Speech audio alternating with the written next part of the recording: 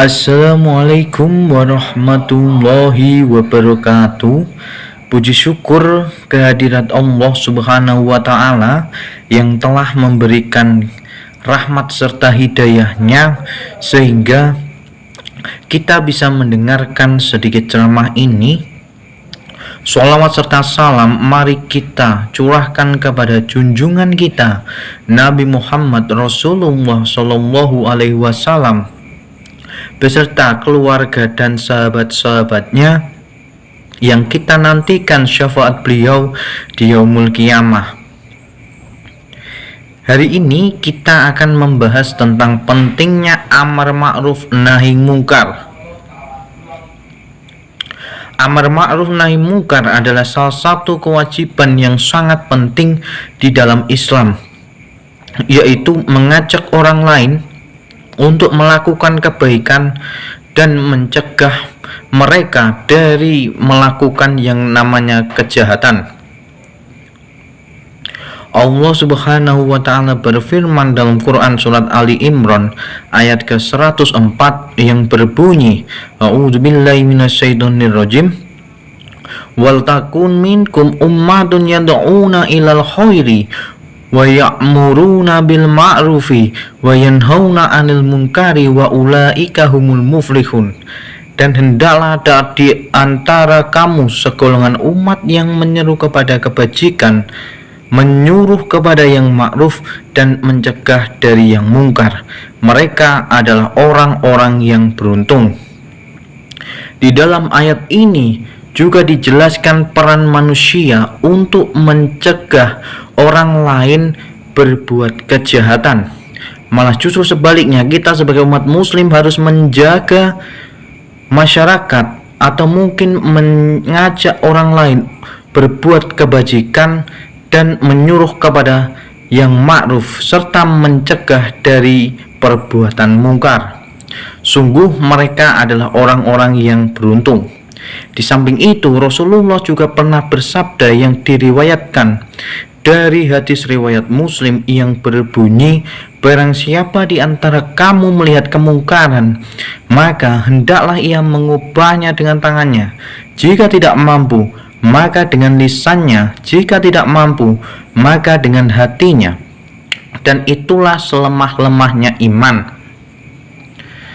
Seperti contoh, ketika ada orang yang berbuat kejahatan, kita sebagai umat muslim sudah selayaknya mengingatkan di jalan yang benar dan jangan sekali-kali mengulangi perbuatan itu. Kemudian sebagai umat muslim, kita dalam beramar ma'ruf nahi mungkar memiliki banyak keutamaan. Di antaranya adalah sebagai berikut. Poin yang pertama, menjaga masyarakat dari kejahatan dan kerusakan. Ketika kita mengajak orang lain untuk tidak berbuat jahat, maka kita secara langsung mencegah adanya kerusakan di muka bumi ini. Karena pada dasarnya kita sebagai manusia ini hidup bersosialisasi dan berdampingan dengan berbagai lapisan masyarakat dari berbagai latar belakang yang berbeda. Kemudian poin yang kedua, meningkatkan kebaikan dan keimanan. Hal ini sudah jelas karena ketika kita mencegah adanya kejahatan, kita akan mendapatkan buah daripada kebaikan dan meningkatkan daripada keimanan kita di dalam Islam. Yang poin ketiga, menjadi sebab keselamatan di dunia dan di akhirat. Ketika kita mengingatkan orang lain untuk tidak mencuri, untuk tidak berbuat kejahatan, kita secara tidak langsung memberikan keselamatan baik bagi diri kita maupun bagi orang tersebut. Karena ketika kita ingin mencari pahala yang banyak, maka kita harus bisa beramar ma'ruf nahi mungkar. Hal ini juga pernah dicontohkan oleh guru-guru kita, baik yang ada di sekolah maupun di pondok pesantren. Oleh karena itu, sebagai seorang pendidik sudah seharusnya mengajarkan kepada murid-muridnya tentang bagaimana atau mungkin resiko daripada melakukan tindak kejahatan dan juga dosa-dosa yang ditanggung akibat perbuatan itu.